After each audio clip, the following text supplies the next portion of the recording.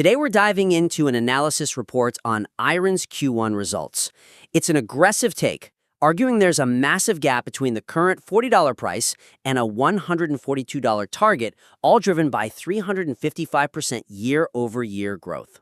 Yeah, it's a really compelling, high-energy case. I mean, the conviction is there, which is great to see.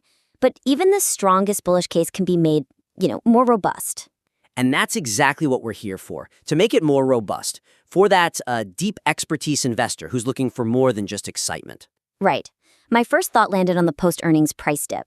I think the analysis effectively establishes the bullish case, but could significantly strengthen its credibility by analytically engaging with, rather than just dismissing, the immediate price weakness. I see that. I mean, it presents these incredible numbers, $240 million in revenue, $1.08 EPS, and then the stock immediately drops 8%. Exactly. And the explanation is just, well, it's a bit simple.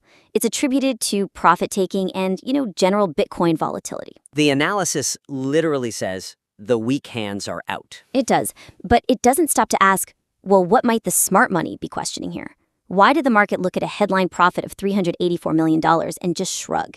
Yeah, that feels like the core weakness. For a sophisticated report, that kind of explanation feels, a bit incomplete. It risks sounding dismissive. I mean, you've just laid out this case for incredible value, and the market's immediate reaction is to sell off. Right. And when an analysis just ignores the potential reasons for that selling, a reader starts to sense a lack of objectivity, even if they agree with the final conclusion.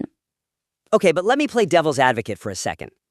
The goal of this report is clearly maximum bullish conviction. Won't digging into the reasons for a price drop just slow down the narrative momentum? How do you add that complexity without, killing the aggressive tone? You don't dwell on it, you dispatch it. You use the challenge to actually reinforce the strength of your thesis. The suggestion is to reframe that whole section on the price dip. Okay. Proactively analyze the potential reasons for the drop. You show that you understand the counter-arguments before you conclude that it's just an invitation to buy more. You have to wrestle with the bears in public, so to speak. Instead of just calling it an opportunity, the analysis could introduce some of those potential bear case questions and then immediately knock them down with data points. It forces the writer to think more like an institutional investor doing due diligence and less like a retail trader just, chasing the trend. Exactly. So let's get concrete then. What would that actually look like? How do you engage with those counter-arguments without losing that bullish fire? Well, the report could raise a few specific questions the market might be asking. For instance, maybe the market saw the 2026 guidance, which was noted as fully funded, and thought it just wasn't aggressive enough. So the year-over-year number was great, but the implied growth rate for the next quarter maybe didn't meet those super high expectations. That's a legitimate concern. It is. Or another angle, maybe concerns came up around the operational cash flow when you separate it from those big Bitcoin revaluation gains. Ah, yeah. We know institutional funds will strip those non-cash gains out immediately to see what the core business is actually doing.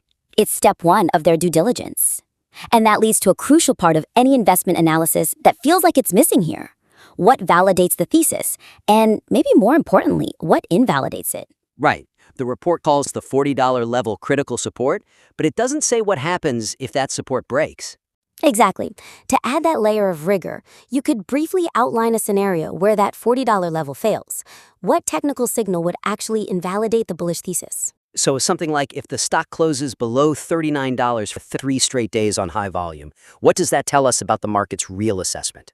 Yes, that added rigor actually strengthens the conclusion because it proves you've considered the risks. It shows you're not just blindly bullish. It builds confidence that this is a tested framework, not just an enthusiastic pitch. That's a really strong point.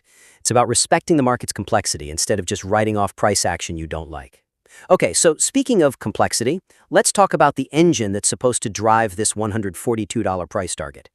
That number hinges on the market seeing IREN as something fundamentally new. A totally different company, yeah. The material claims IREN is now a mature, hypergrowth tech giant and an AI infrastructure beast. To really support claims like that and the high multiples they command, the analysis needs to more clearly delineate and quantify the contribution from that AI transition. That's a massive leap in valuation, and it needs an equally massive amount of evidence to back it up. And right now, there's a bit of a structural gap in the analysis on that point. The foundation is solid. I mean, the core of the report is built on those powerful Bitcoin mining metrics, the 355% revenue growth, positive operating income. That's all great. It is. But the assertion of this totally new identity, this AI infrastructure beast, seems to come from, well, a passing mention of H100 GPUs later in the report. It's not really woven into the core financial story. So the weakness is that this shift in identity, which is what's really justifying that huge 142 target, is more of a declaration right now. It's a strong statement, but it's not a quantitative fact that's supported by the financial data being presented. Right. We need to see the bridge. The quantitative bridge from mining capacity to real AI value. So the suggestion then is pretty straightforward. You need to integrate specific details on the economic impact or, the roadmap for the AI operations directly into the number section. Yes. Link the high valuation directly to this new business vertical. And if specific revenue numbers aren't available yet, which they often aren't in these early transitions, then you have to focus on capacity and strategic value. That's really the most actionable data point you'd have.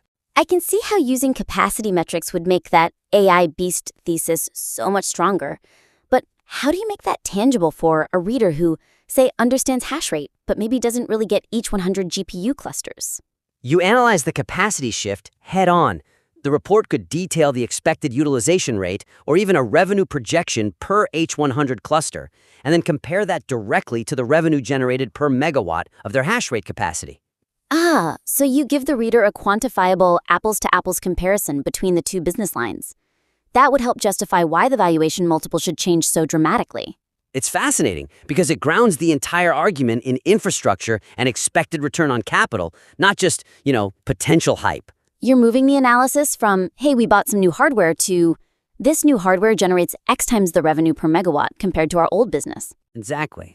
Or, alternatively, if IREN has disclosed it, the report should highlight the percentage of future CapEx or committed power that's dedicated specifically to AI versus Bitcoin mining. That's a great point. A dollar spent on AI infrastructure is a signal of a long-term strategic shift. It's fundamentally different from a dollar spent just to increase your hash rate. And that's what grounds the beast thesis in actual actionable metrics.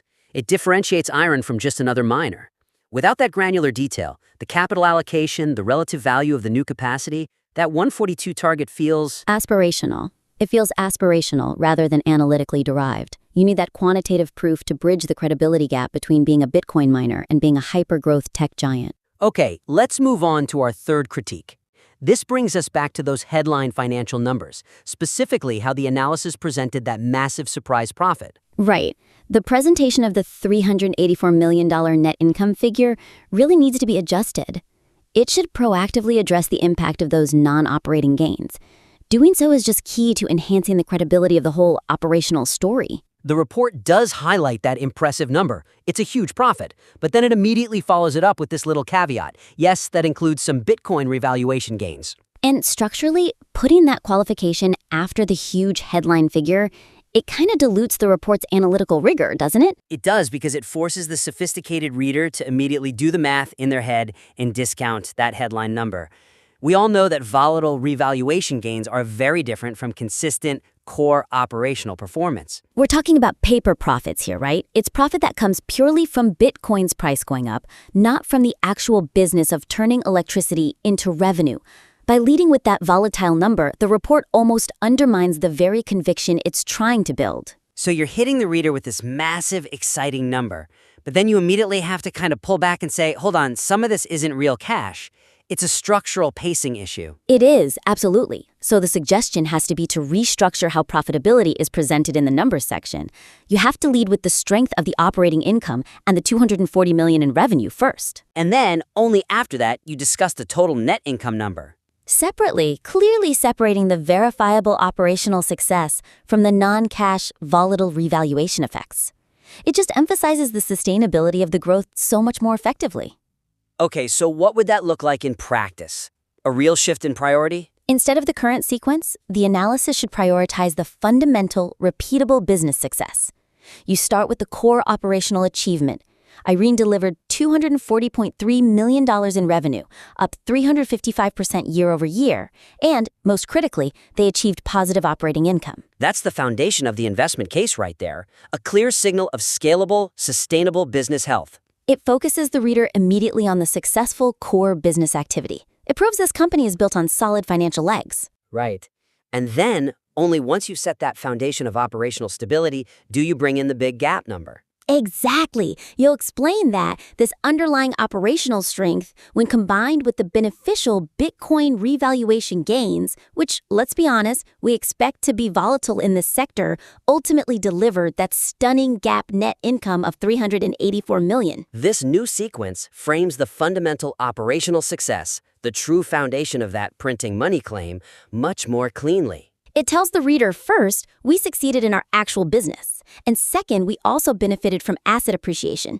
It just enhances the analytical rigor and increases confidence that this is a mature, profitable company, not just a lucky beneficiary of market swings. That restructuring ensures the reader gets the true source of value creation before they're hit with the big, but sometimes misleading, non-cash gains. That's solid, actionable advice across all 3 points. Yeah, the goal here is to make the analysis match the aggressive conviction by adding that necessary layer of institutional rigor. Absolutely. So, to recap the main actionable suggestions for refining this analysis report.